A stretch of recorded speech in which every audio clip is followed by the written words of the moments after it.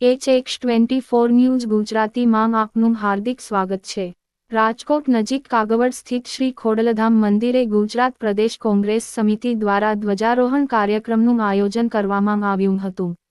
પ્રદેશ પ્રમુખ અમિત ચાવડા અને ગુજરાત પ્રભારી મુકુલ વાસનિકની આગેવાની હેઠળ કોંગ્રેસના શીર્ષ નેતૃત્વએ માં ખોડલના દર્શન કરી આશીર્વાદ લીધા હતા। આ મુલાકાત દરમિયાન ખોડલધામ ટ્રસ્ટના ચેરમેન નરેશ પટેલ પણ ઉપસ્થિત રહ્યા હતા।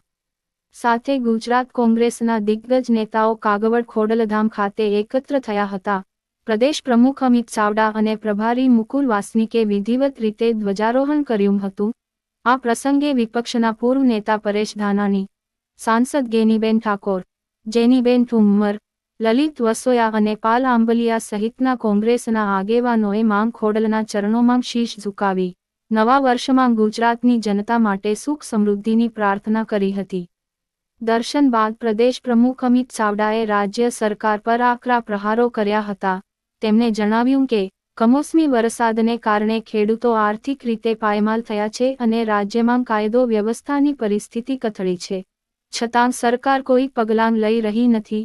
તેમણે કહ્યું કે વિપક્ષ તરીકે જનતાની લડાઈ લડવાની શક્તિ મળે તે માટે માં ખોડલને પ્રાર્થના કરી છે।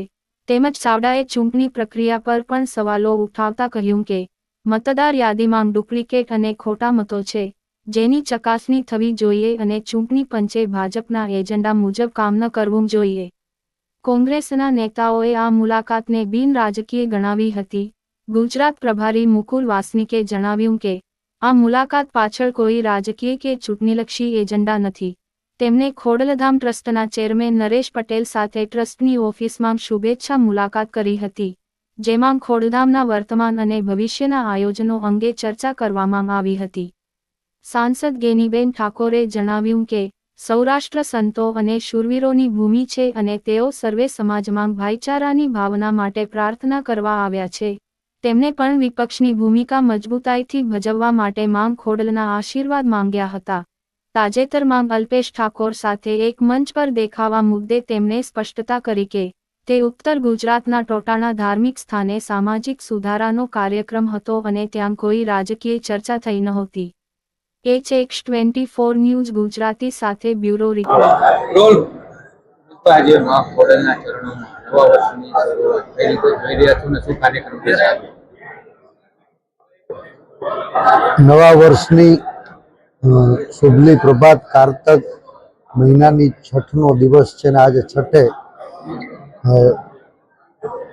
માં કાગવડવાળી ખોડલના ચરણોમાં પ્રાર્થના કરી, પૂજા કરી અને સમગ્ર ગુજરાતના વંચિત, પીડિત લોકો એનો અવાજ બનવા માટે કોંગ્રેસ પક્ષ સંકલ્પ કરવા જઈ રહ્યો છે। સંપૂર્ણ વિશ્વાસ છે કોંગ્રેસ પાર્ટીના અમારા પ્રદેશ પ્રમુખ માનનીય અમિતભાઈ ચાવડાના નેતૃત્વ તળે, અમારા રાષ્ટ્રીય સંગઠન પ્રભારી રાજ્યસભા સાંસદ માનનીય મુકુલ વાસનિકજીની ઉપસ્થિતિમાં સમગ્ર ગુજરાત પ્રદેશ કોંગ્રેસ સમિતિના વરિષ્ઠ આગેવાનો માના ચરણે આવ્યા છે। નવા વર્ષે માના ચરણોમાં પૂજન કરશું, અર્ચન કરશું, વંદન કરશું અને મા ખોડલ ભવાની અમને સૌને પ્રજાની પીડાનો અવાજ બનવા માટે થઈને શક્તિ આપે એવી પ્રાર્થના કરશું। અત્યારે કોર કમિટીની પણ અહીંયા બેઠક છે, શું બેઠક છે ને માં શું નક્કી થશે? મારી જાણમાં નથી।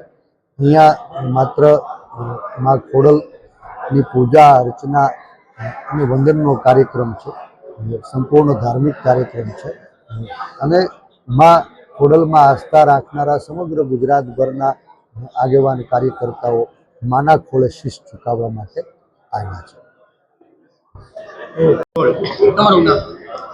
આજે માતાજીની આસ્થાનું પ્રતીક એવા ખોડલધામ મંદિરે કોંગ્રેસ પક્ષના પ્રદેશના પ્રમુખ અમિતભાઈ ચાવડા દ્વારા જે ધજાના કાર્યક્રમનું આયોજન કર્યું છે, ખૂબ સુંદર માતાજીની આસ્થાના એમની કેટલી છે એ દર્શાવે છે। સાથે સાથે કોંગ્રેસ પક્ષમાં જે કાર્યકરો માતાજી સાથે જોડાયેલા છે, કાગવડ ધામ સાથે જોડાયેલા છે, ખોડલધામ સાથે જોડાયેલા છે, એમની પણ આસ્થામાં વધારો થશે અને આના થકી એક પોઝિટિવ મેસેજ આખા સૌરાષ્ટ્રમાં નહીં પરંતુ આખા ગુજરાતમાં જશે એવી આશા વ્યક્ત કરીએ છીએ. અને આને કોઈ રાજકીય રીતે મૂલવવામાં ન આવે કે કોંગ્રેસ પક્ષના આગેવાનો ખોડલધામના શરણે અવારનવાર વાત થાય છે, એના કરતા પણ વધારે માતાજીની આસ્થામાં જે પ્રમાણે અમે માનીએ છીએ, જે પ્રમાણે ભક્તિ કરીએ છીએ, એના લીધે ધજા ચડાવવા માટે આવે છે. ખૂબ સુંદર અને ઉત્કૃષ્ટ કામ કર્યું છે અમિતભાઈ ચાવડાએ, એટલે અભિનંદન આપું છું આપના માધ્યમથી.